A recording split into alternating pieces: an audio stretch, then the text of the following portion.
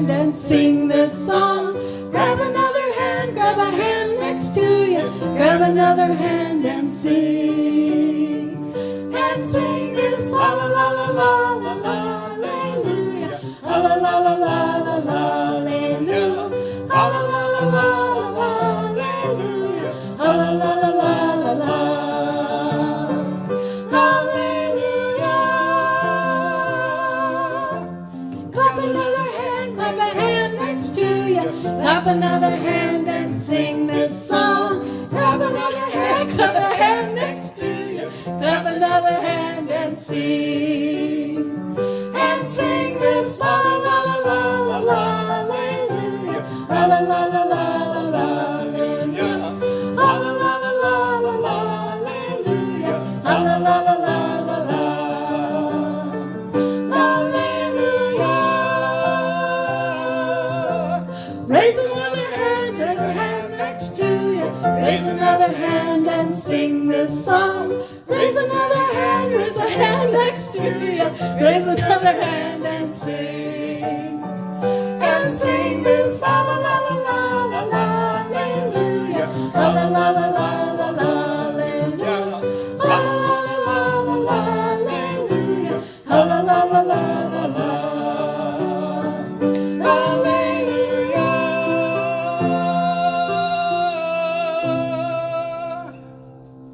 Bye. Good morning, St. Francis. It is good to have you here with us today. It's a beautiful day, but hasn't it been nice having those clouds out and having that cool down our temperature and getting that rain this week? It's nice after you've gone through a time of difficulty to see a little bit of a sense of something different happening. And it's kind of what we need too, isn't it? In the midst of all the challenges we're going through, we look towards those days when something will be different. But we learn to celebrate in the midst of everything that is right now.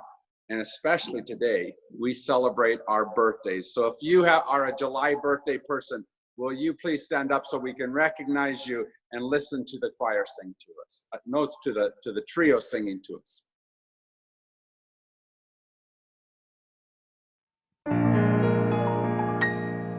Happy birthday to you. Happy birthday to you. Happy birthday, everybody.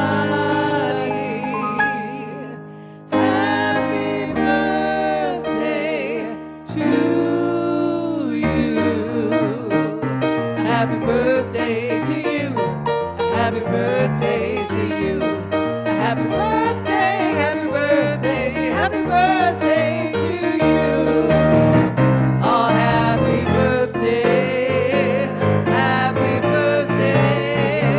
to you.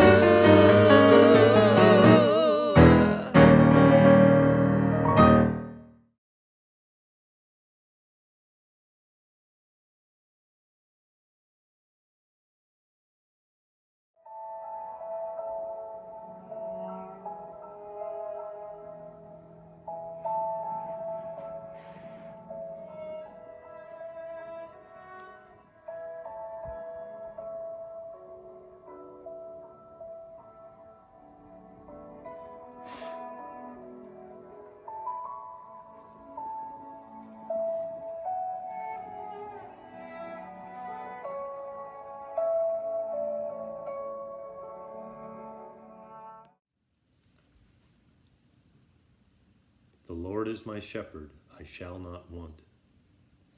God, my shepherd, I don't need a thing.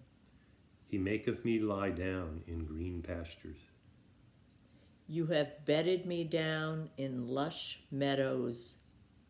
He leadeth me beside the still waters. You find me quiet pools to drink from. He restoreth my soul. True to your word, you let me catch my breath. He leadeth me in the path of righteousness for his name's sake. And send me in the right direction. Yes, though I walk through the valley of the shadow of death, I will fear no evil, for thou art with me. Even when the way goes through Death Valley, I am not afraid when you walk by my side. Thy rod and thy staff, they comfort me. Your trusty shepherd's crook makes me feel secure. Thou preparest a table before me in the presence of mine enemies. You serve me a 6-course dinner right in front of my enemies. Thou anointest my head with oil, my cup runneth over. You revive my drooping head. My cup brims with blessing. Surely goodness and mercy shall follow me all the days of my life. Your beauty and love chase after me every day of my life. And I will dwell in the house of the Lord forever. I'm back home in the house of God for the rest of my life.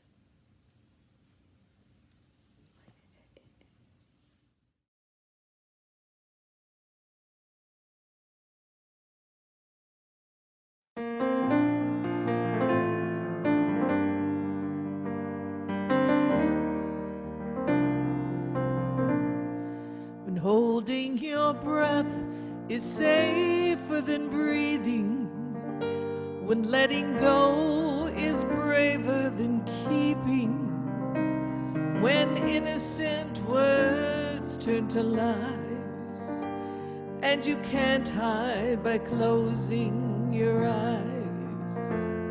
When pain is all that they offer, like a kiss from the lips of a monster. You know the famine so well, but never met the feast. When home is the belly of the beast, the ocean is wild and over your head, and the boat beneath you is sinking. Don't need room for your base, hope is all that you have. So say the Lord's Prayer twice and hold your babies tight. Surely someone will reach out a hand and show you a safe place to land. Imagine yourself in a building up in flames, being told to stand still. The window's wide open, this leap is on faith. You don't know who will catch you, but maybe somebody will. The ocean is wide and over your head, and the boat beneath you is sinking. Don't need room for your base, hope is all that you have. So say the Lord's Prayer twice and hold your babies tight. Surely someone will reach out a hand and show you a safe place to land. Be the hand of a hopeful stranger, a little scared, but you're strong enough. Be the light of the dark of this danger till the sun comes up. Be the hand of a hopeful stranger, a little scared, but you're strong enough. Be the light of the dark of this danger till the sun comes up. Be the hand of a hopeful stranger, a little scared but you're strong enough. Be the light in this dark of this danger till the sun comes up. Till the sun comes up. Till the sun comes up.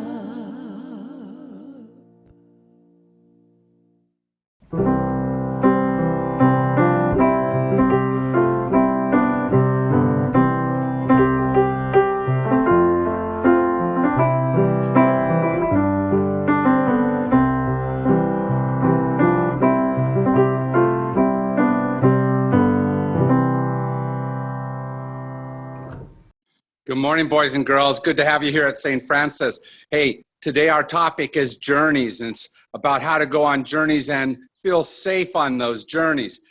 Now, today I'm going to take you on a journey that most people here at St. Francis, including all of the adults, haven't gone on. Watch, I'm going to take you up there. Come and join me. A journey like this is sometimes hard. Look at the type, how high we're going to have to climb. Come on with me, boys and girls. Let's go for a journey. Are you getting tired yet? We're almost there. Here we are up on the roof of St. Francis Celebration Center, and this part looks kind of boring. Well, the blue roof looks pretty cool. But all the rest of it is just kind of utilitarian, but that's not why I brought you up here. I brought you up here so you could see the other things I see. Look out here.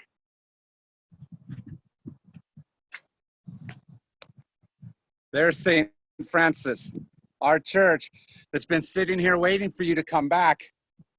You can see the city around us, our neighborhood, and all the houses and the people who live near us. They're all waiting for you. And sometimes when you go on a journey, you have to leave all that stuff behind for a while. Like we are on this COVID journey where we're a long way away from each other right now.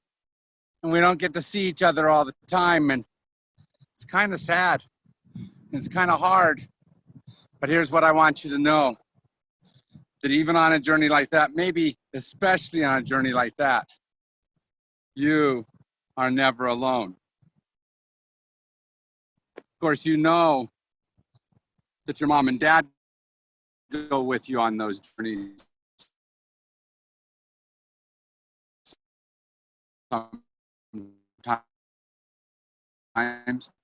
Sometimes you get faith, but if you were all alone, if there was nobody like you, nobody around you, like right now, I'm on this roof by myself, but I feel you close to me, and I know you're here with me, and on all of you, I want you to know that I'm always with you. I can feel you in my heart, and I want you to feel me in yours. And maybe most importantly, I want you to know that you're alone. God goes all the time and is there for you no matter where you go. And so always reach out and search and try to hear Spirit's voice, even when you feel alone. All right, boys and girls, have a great journey. I love you.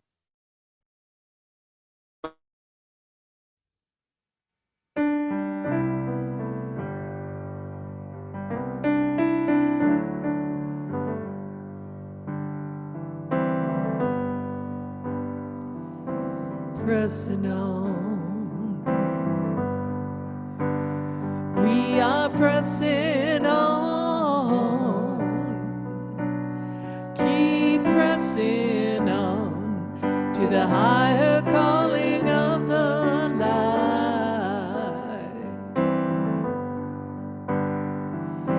Pressing on, we are pressing on. Pressing on to the higher calling of the light.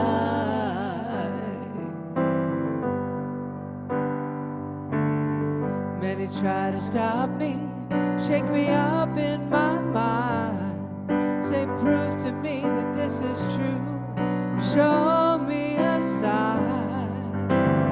What kind of sign they need when it all comes from within? When what's lost has been found, what's to come has already been. Pressing on, we are pressing on, keep pressing on to the higher calling of the light. Shake the dust off your feet. Don't look back.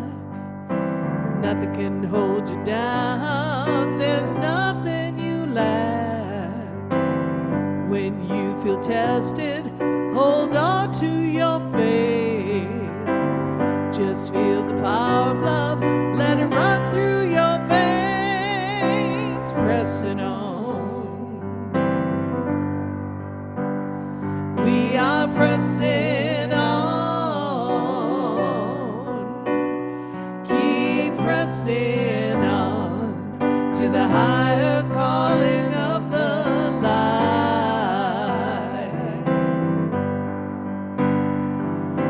Pressing on. We are pressing on. Keep pressing on to the higher calling of the light.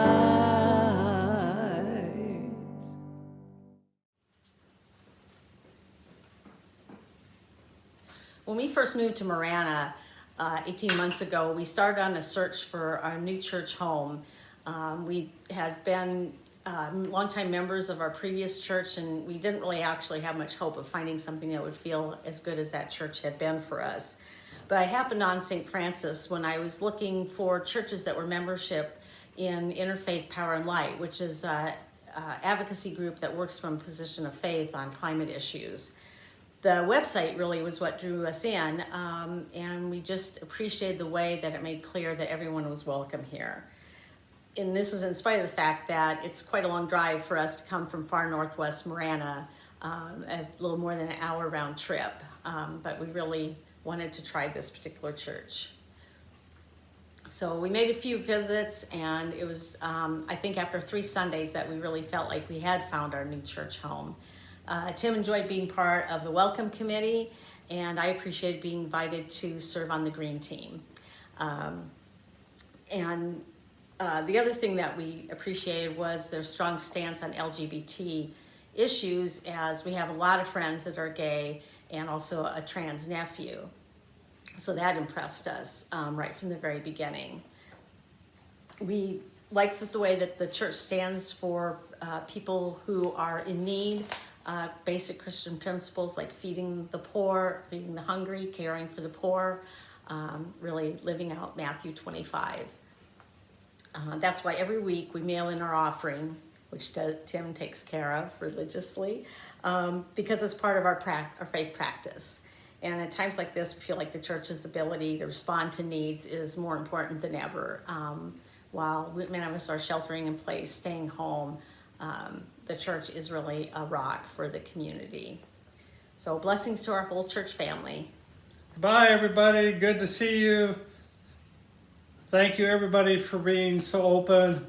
Wear your mask, be safe, social distance, and if you don't, Santa says you get a lump of coal in your stocking. Bye. Bye.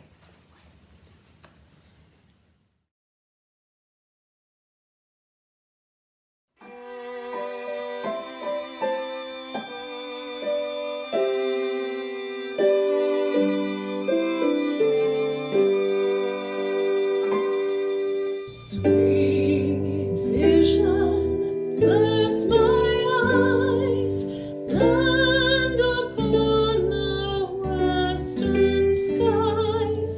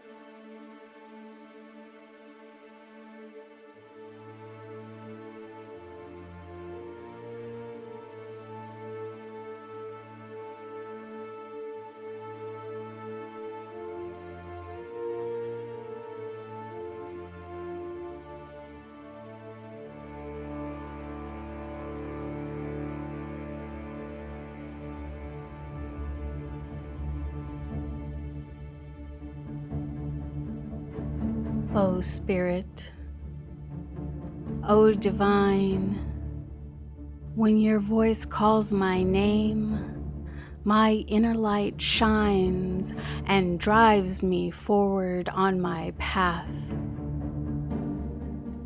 Yet I'm afraid.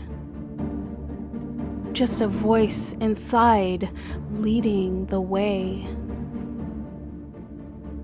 By the shores that I know is where I really want to stay. But your voice inside is louder than any voice that man makes. Zuganrua, like a bird called into flight. An inner migration towards your shining light.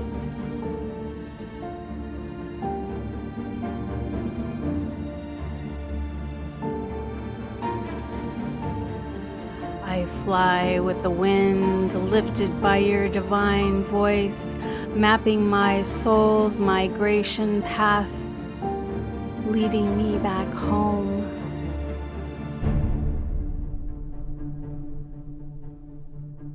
When I think too much with my chattering mind, it drowns out your call and makes my path hard to find.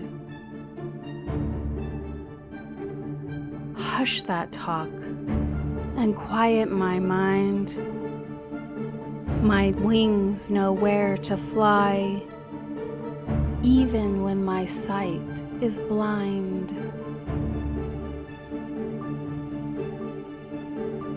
Zuganrua, this restless inner call. My soul remembers the way, imprinted by my ancestors before me, who now show me where to go.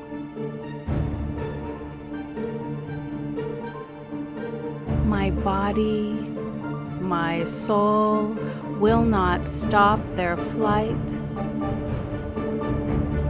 until they catch glimpse once again of your divine light. And that's when my soul shall be set free, no voice at all, but one ecstatic memory.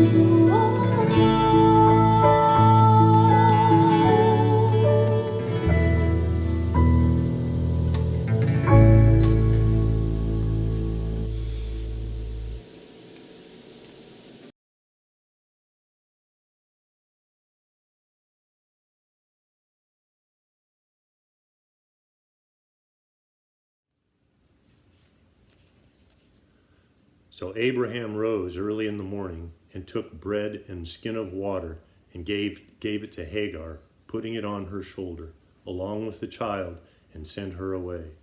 And she departed and wandered about in the wilderness of Beersheba. When the water in the skin was gone, she cast the child under one of the bushes. Then she went and sat down opposite him a good way off, about the distance of a bowshot. For she said, "Do not let me look on the death of a child." And as she sat opposite him, she lifted up her voice and wept. And God heard the voice of the boy. And the angel of God called to Hagar from heaven and said to her, "What troubles you, Hagar? Do not be afraid, for God has heard the voice of the boy where he is. Come, lift up the boy and hold him fast with your hand, for I will make a great nation of him." Then God opened her eyes, and she saw a well of water. She went and filled the skin with water and gave the boy a drink. God was with the boy, and he grew up.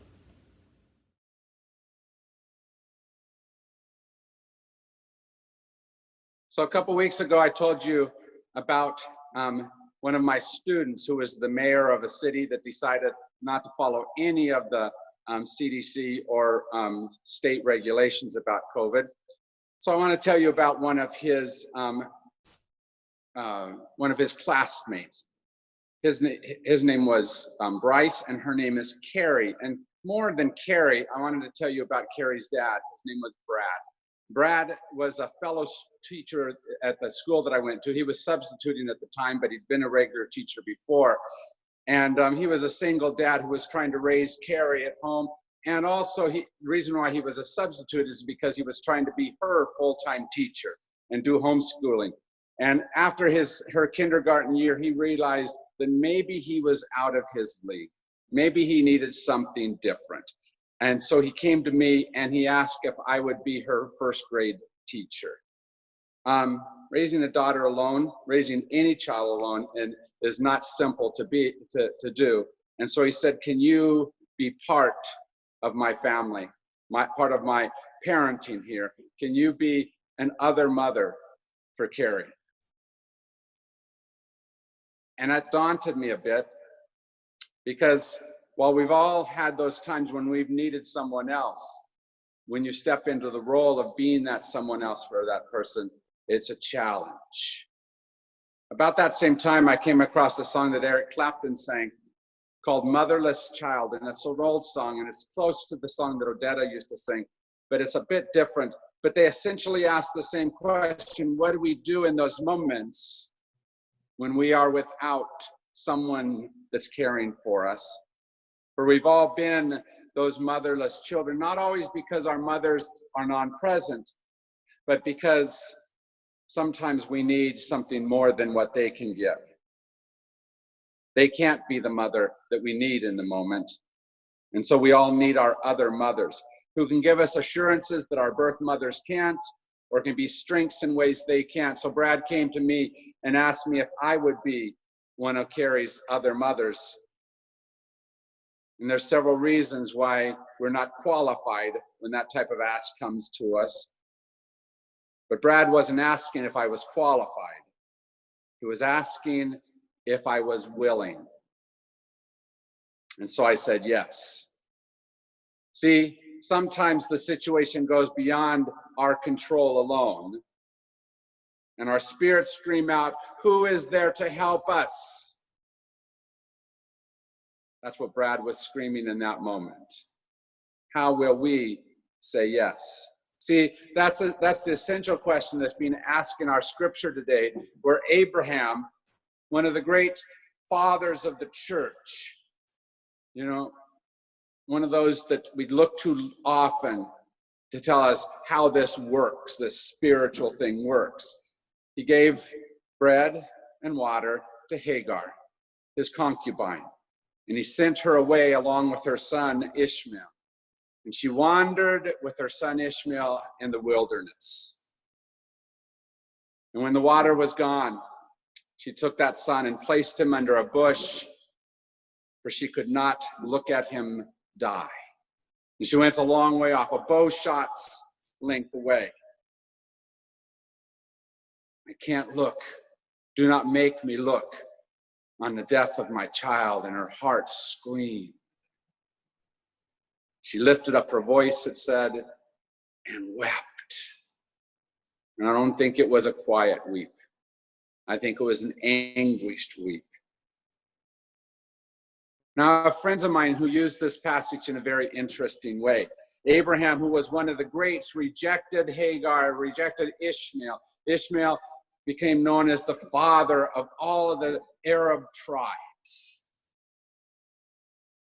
And because Abraham rejected Ishmael, they used the passage to reject all of Ishmael's descendants and to have an animosity towards everything Arabic. It reminded me of this meme that I've seen. I can do all things through a verse taken out of context. You see, God is not a God of division. So why do we use this verse that way? But I guess the bigger question is, why is a verse like this, a passage like this about Abraham rejecting his son Ishmael, why is this in our Bible? And what do we glean from it?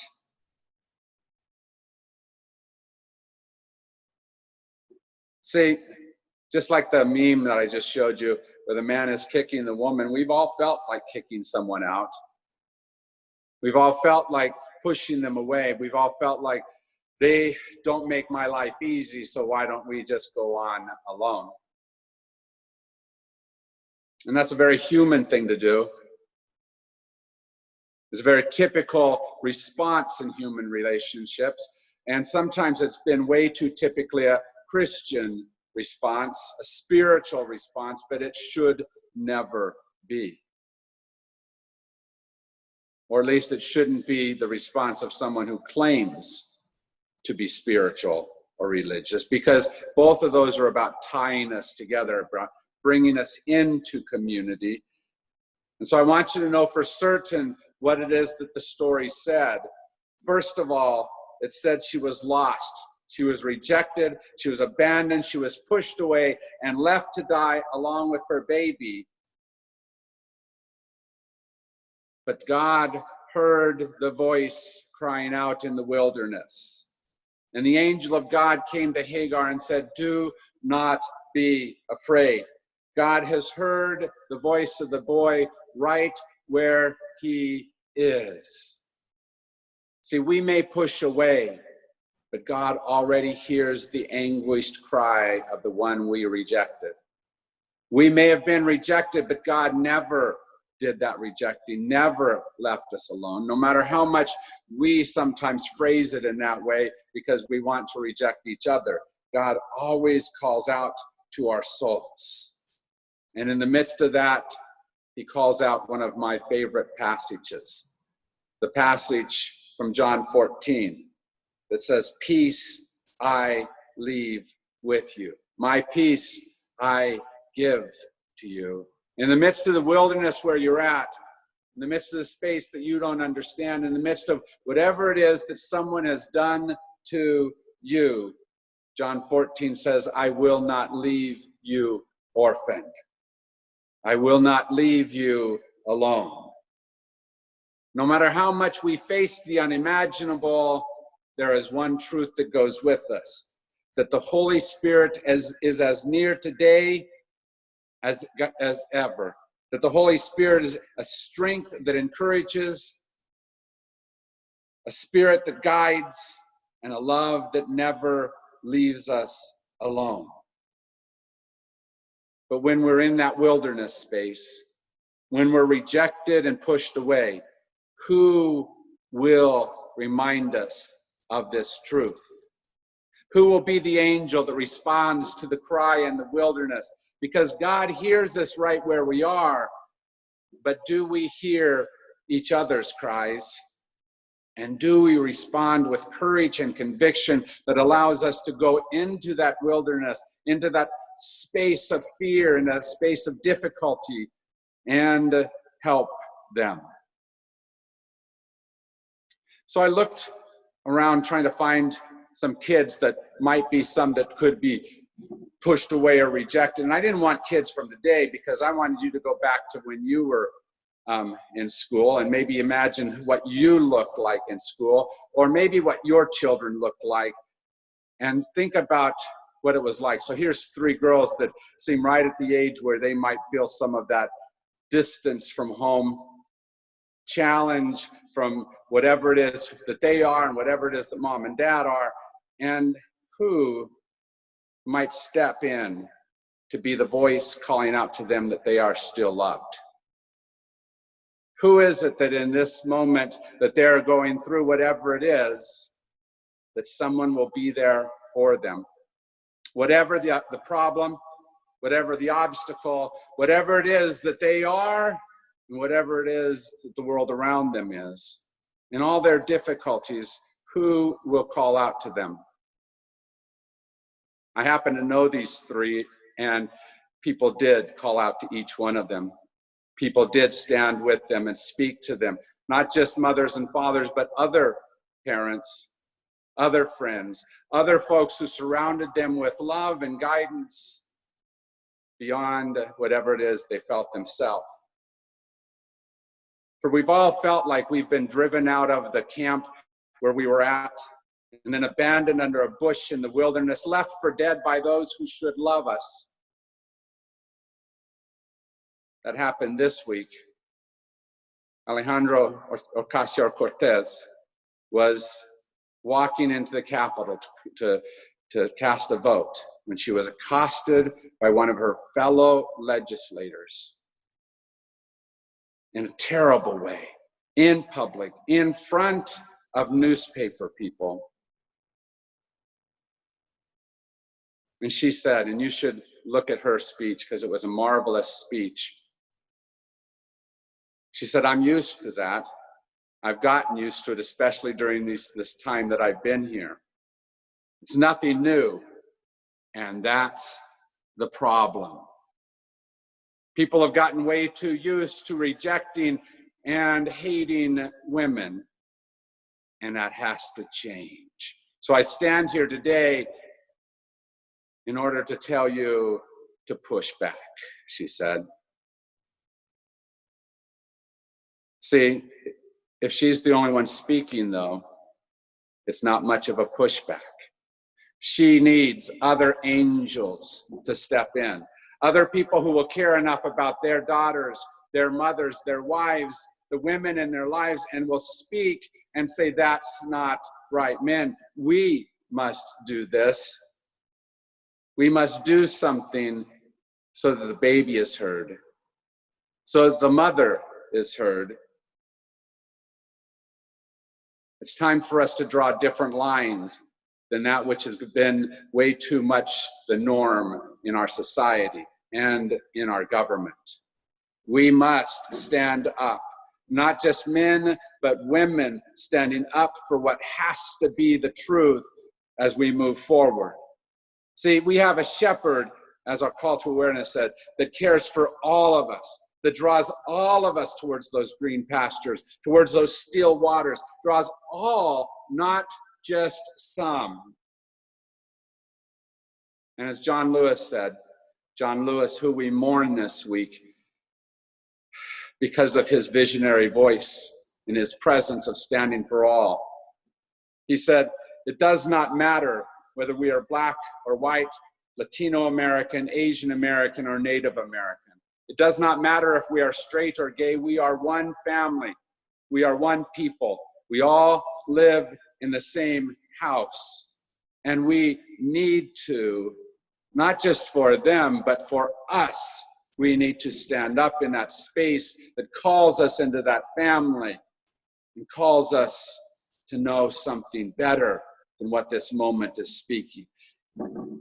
If we do not become the angel that goes out into the wilderness and speaks to Hagar and rescues Ishmael, if we are not the ones who are there, who will be? Maya Angelou, in her poem, The Rock Cries Out to Us Today, said it this way: you, created only a little lower than the angels, have crouched too long in the bruising darkness, have lain too long in ignorance, your mouths speaking words armed for slaughter.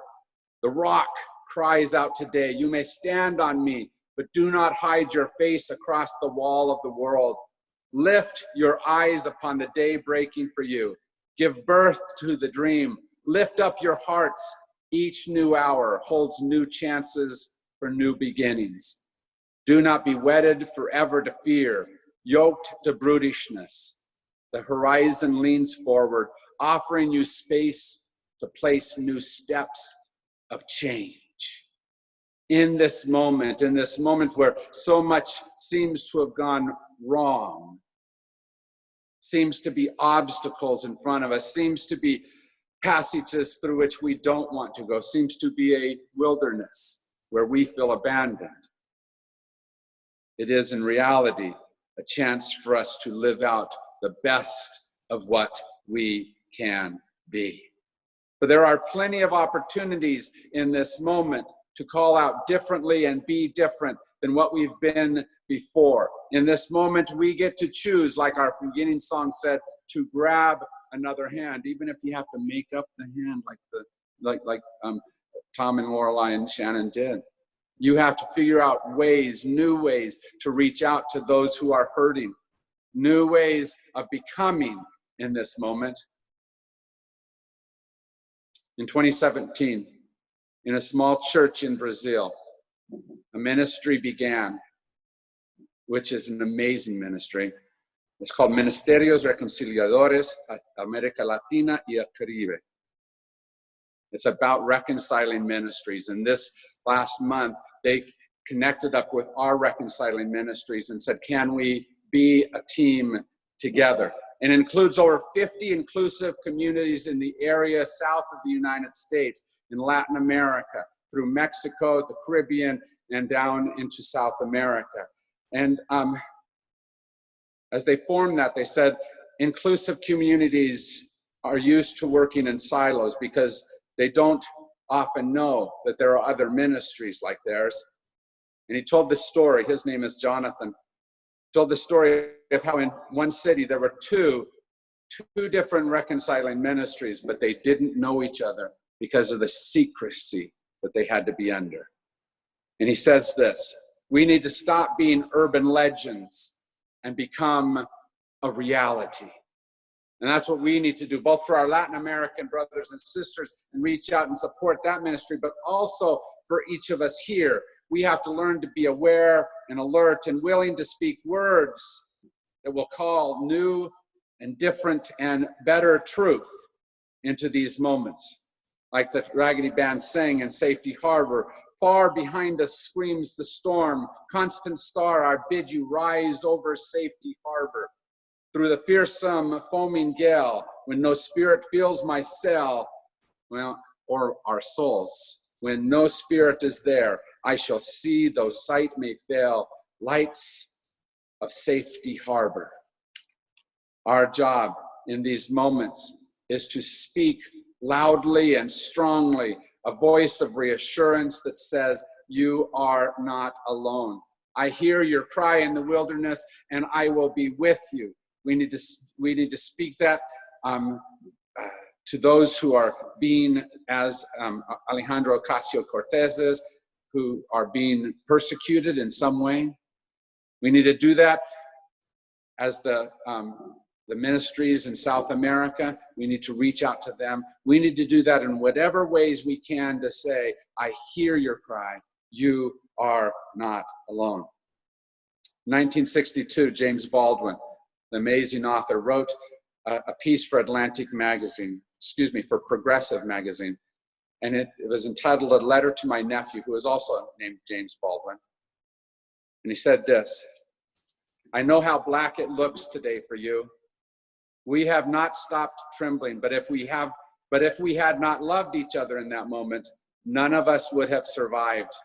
And now you must survive because we love you. And for the sake of your children and your children's children. The really terrible thing, old buddy, is that you must accept those who oppose you. And I mean that seriously. You must accept them and accept them with love. For these innocent people have no other hope.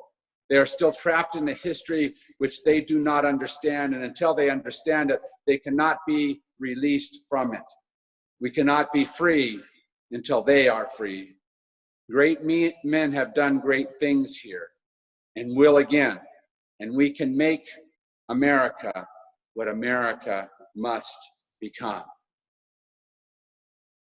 You see, that's the true goal for us, isn't it? To make America what America can become, what God is drawing us towards. And we have our own ideas, and we want to do something that's just good for me, like Abraham, that great patriarch of our faith, thought he was doing when he brought Hagar into the wilderness. But instead, we have to do that which goes into the wilderness and stays with and helps and lifts up those others. Come, lift up the boy and hold him fast with your hand, said the angel, for I will make a great nation out of Ishmael. Not a nation opposed to Abraham, or at least a nation that shouldn't just be opposed, no matter how much we try to make that opposition be the norm. This is a family. Ishmael, Isaac, they are our fathers. We are their descendants. And it is up to us to bring ourselves back into that space. John Lewis is our best example of how to do this, laying literally his body down so that others could receive what they needed to receive, and also empowering them to do what they must do. This meme is an interesting meme as he provides the bridge across the gap that allows others to get to the voting booth in order to change their world to what it should be. And I saw another meme that said that we should memorialize John Lewis on a special day, and that day is November the 3rd, 2020, Election Day. That if we are going to honor the legacy of this man, what we want to do is do what will change the world into the vision of what it should be, not where we currently are. Or if you want another vision of what it means we need to be like these moms who stood not for their own children, but for the children around them who were protesting in Portland. And they stood linked to protect those children and protect their right to protest, even in the face of tear gas and armed guards. And the tear gas has sometimes been called fake news by the administration, but protesters will always tell you that it stings just the same. And those women, those moms, stayed in place like the angels that they are, and like the great hero that we mourn this week, John Lewis, who said, get in trouble, get in necessary trouble. So go into the wilderness, find those people who need you, and be with them, and remind them that they are not alone. Amen.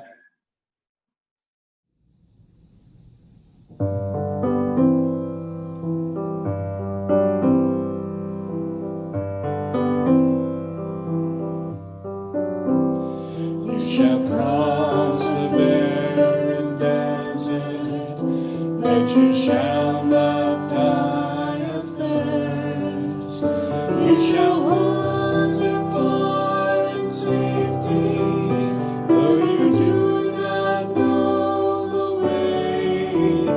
You shall speak your words on foreign lands, and all will understand.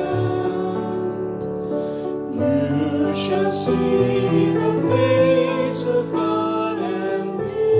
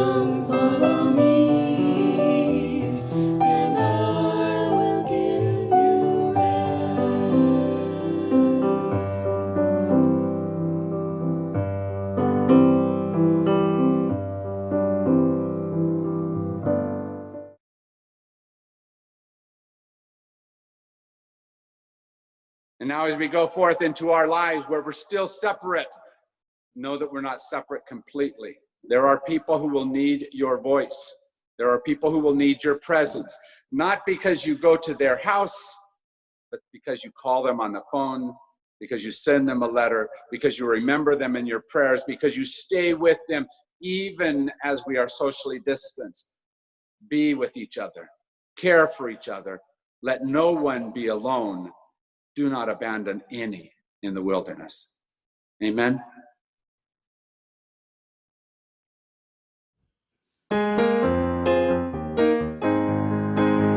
Well, I won't back down. No, I won't back down. You can stand me up at the gates of hell, but I won't back down. No, I'll stand my ground. Won't be turned around. And I'll keep this world from dragging me